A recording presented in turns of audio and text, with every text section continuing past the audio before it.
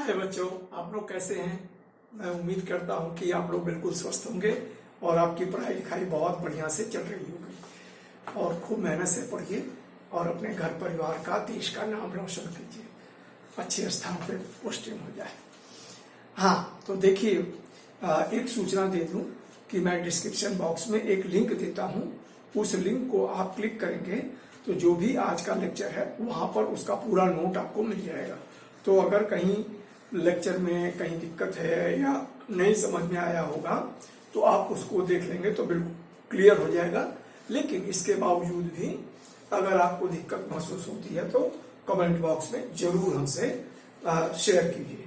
तो चलिए हम लोग एक्सरसाइज 10.4 कि वो हम लोग डिस्कस करते हैं, जो सर्किल पर बेस करती हुई है।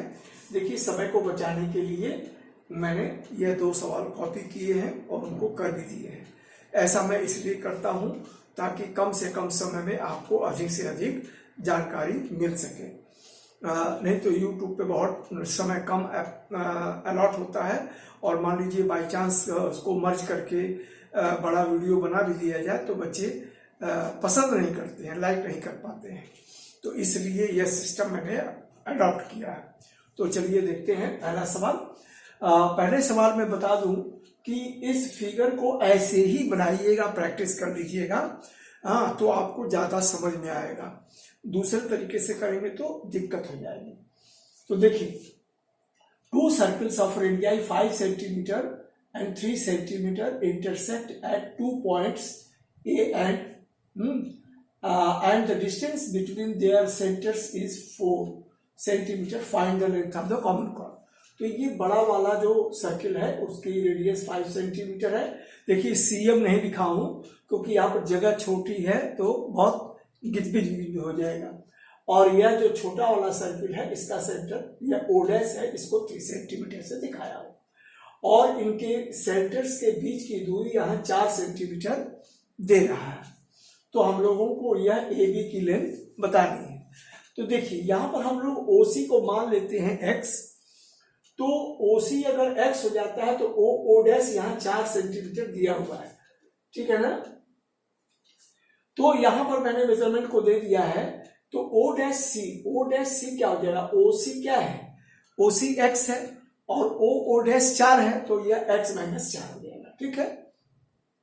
अब देखिए, O डैश C में यह C देखिए 90 डिग्री का है, ठीक है ना। एंगल CACO डैश, तो यह 90 डिग्री।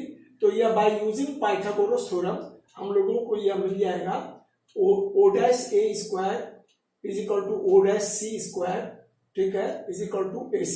मतलब hypotenuse square is equal to perpendicular square plus base square by using Pythagoras theorem. अब उनकी वैल्यू हमने रख दिया और AC स्क्वायर को हमने एक तरफ ले लिया, तो ये इसको नंबर 1 डाल दिया। और देखिए, अब AOC में इनमें हम देखते हैं कि वही C 90 डिग्री है, तो वही बाय यूजिंग पाइथागोरस थ्योरम, तो AC square is equal to 25 minus X। सिर्फ वैल्यू सब्स्टिट्यूट कर दिया।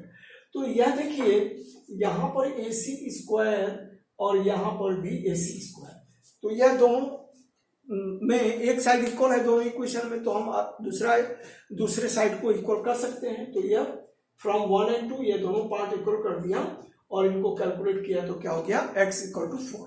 तो OC हमको 4 निकल गया। तो देखिए, O डैश 4 दिया हुआ है और हम कैलकुलेशन से पा रहे हैं कि OC 4 है। तो इसका मतलब क्या है कि O डैश जो है पॉइंट C से कंसाइड कर जाएगा। मतलब क्या है कि छोटा वाला सर्किल जो है यह इसके कॉर्ड यहां जहां इंटरसेक्ट कर रहा है वहां से पास करेगा, ठीक है ना। मतलब तो यही ना हुआ। अब देखिए, अब यहां पर X जो है, अब इसको उठा करके 2 में रख दिया। X की वैल्यू 4 है तो नंबर 2 में हमने रख दिया, तो यहाँ AC की वैल्यू 3 आ गई। AC की वैल्यू जब 3 आ गई तो हम लोग जानते हैं एक थ्योरम है कि perpendicular drawn from the centre to the chord bisects the chord. तो यहाँ इसको बाइसेक्ट किया है तो AC 3 सेंटीमीटर, तो AB क्या हो जाएगा, यह length of the common chord, यह क्या हो जाएगा 3 into 2 दैट इज 6 सेंटीमीटर। तो यह आपका जवाब हो गया। तो इसको यहाँ पर यह जो मैंने एक्सप्लेनेशन दिया कि यह 4 सेंटीमीटर है और यह इसी से पास करेगा, उसी को मैंने यहाँ पर लिख दिया है। इसकी जरूरत वैसे नहीं है, लेकिन हो सकता है कि आपको सवाल में पूछ दे कभी, तो उसको मैंने यहाँ लिख दिया है। ठीक है, मैं समझता हूँ आपको अच्छी तरह से समझ में आ गया होगा। तो सवाल नंबर 2 देखिए, if two chords of a circle intersect within the circle prove that the segment of one chord. देखिए सेगमेंट ऑफ वन कॉर्ड, यहाँ क्या है, सेगमेंट बने टुकड़े, उसके दो टुकड़े हुए, वह दूसरे कॉर्ड के 2 टुकड़ों के बराबर होगा। हाँ, chord are equal to the corresponding segments of the other chord. ठीक है, सवाल समझ में आ गया। तो ये देखिए यहाँ पर पी क्यू और आर एस 2 कॉर्ड है और दोनों इक्वल है, और ओ सेंटर है, तो हमको यह दोनों कॉर्ड एक दूसरे को टी पॉइंट पे कट करते हैं। तो हम लोगों को क्या बताना है कि यह P T into T Q is equal to R T into T S, ये 2 सेगमेंट आपस में बराबर होंगे। ठीक है ना।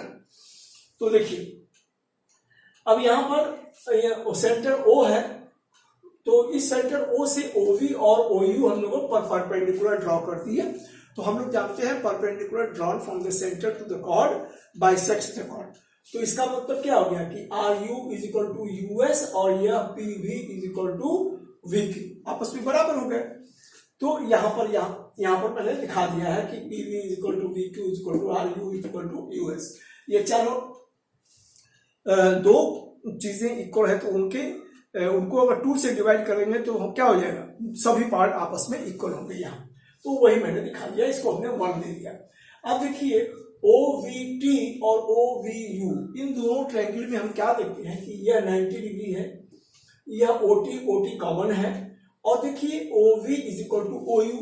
यहाँ क्या होता है कि 2 equal chords are equidistant from the centre, तो उसको हमने यूज किया इसको। तो बाय कंस्ट्रक्शन और equal chords are equidistant from the centre, ये रीजन दे दिया। तो यह दोनों ट्रायंगल क्या हो गए, कॉन्ग्रुएंट हो गए, और जब कॉन्ग्रुएंट हो गए तो VT is equal to UT, या VT is equal to UT। क्यों, यह सिंप्लिसिटी। अब देखिए अगर हम VT is equal to UT या VT में हमने PV जोड़ दिया और यहाँ UT में हमने RS जोड़ दिया, ये देखिए RU। ठीक है, तो क्योंकि यहाँ पर नंबर 1 में हमने दिखाया है कि दोनों अगर 2 चीजें आपस में बराबर हों और उसमें बराबर चीज जोड़ दी जाए तो फिर भी रिजल्ट बराबर होता है।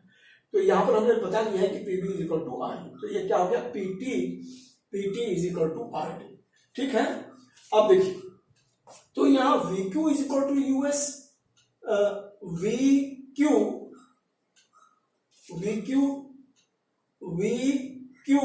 इज इक्वल टू यह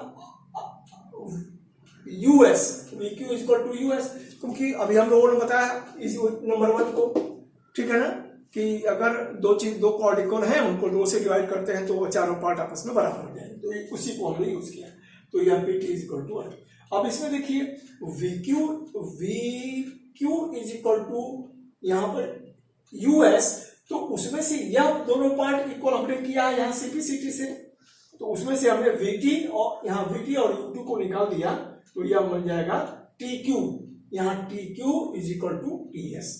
तो इसका मतलब हम कह सकते हैं 3 और 4 को यूज करके PT is equal to TQ is equal to RT is equal to TS। तो यही हमको प्रूव करना था कि उनके सेगमेंट्स आपस में बराबर होंगे। ठीक है, तो चलिए जरा आगे देखते हैं।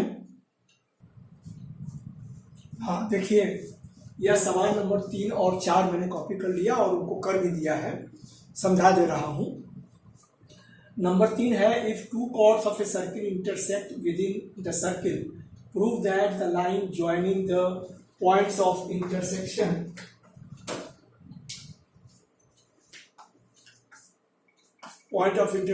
To the centre makes equal angle. अब देखिए सवाल को जरा समझ लीजिए, सवाल कठिन नहीं है। ये कह रहा prove that the line joining the point of intersection to the centre, तो यह पी क्यू और आर एस ये दोनों एक दूसरे को टी बिंदु पर काटते हैं। अगर हम ओ को टी से ज्वाइन करें तो यह लाइन इन दोनों कॉर्ड के साथ इक्वल एंगल बनाएगी। मतलब क्या, P T O is equal to R T O. समझ गए, बात समझ में आई, क्वेश्चन समझ में आ गया। तो यही देखिए, अब यहां पर सेंटर ओ है, तो सेंटर ओ से हमने OM और ON परपेंडिकुलर ड्रॉ कर दिया दोनों कॉर्ड्स पे, ठीक है। जैसे हम लोग इसके पहले वाला सवाल किया ना, बिल्कुल वही चीज है। अब देखिए, अब यहां पर यहां पर इन ट्रायंगल OMT और ONT, इन दोनों में क्या देखते हैं कि यह OM is equal to ON, OM is equal to ON। एक थ्योरम है कि two equal chords are equidistant from the chord, तो यहां पर हमने उसको यूज किया है, equal chords are equidistant from the centre. अब OT is equal to OT, दोनों में कॉमन है। और यह देखिए OMT और ONT, यह दोनों एंगल आपस में बराबर है। क्यों? बाय कंस्ट्रक्शन, क्योंकि हमने परपेंडिकुलर ड्रॉ किया है, तो यह बाय कंस्ट्रक्शन। तो यह तीनों हमको क्राइटेरिया क्या मिली? RHS, या बाई RHS रूल दोनों कॉन्ग्रुएंट हो गए। जब कॉन्ग्रुएंट हो गए तो OTM यह एंगल और OTN यह एंगल। अभी हम ट्रायंगल की बात कर रहे हैं। अब इसी को यह एंगल हमको कह रहा है कि PTO, तो यही MTO यही हो जाएगा PT, तो यह OTP और यह OTR, ठीक है। तो मैं समझता हूं कि आपको समझ में आ गया होगा कि जो दो इक्वल कॉर्ड्स जो हैं वह अगर इंटरसेक्ट करते हैं तो line joining the center and the point of intersection makes equal angle with the chords, ठीक है, समझ में आ गया। चलिए क्वेश्चन नंबर 4। तो क्वेश्चन नंबर 4 देखिए, ये तो बहुत ही आसान है। हाँ, यह है कि क्वेश्चन नंबर 2 और 3 बड़ा इंपॉर्टेंट है। यह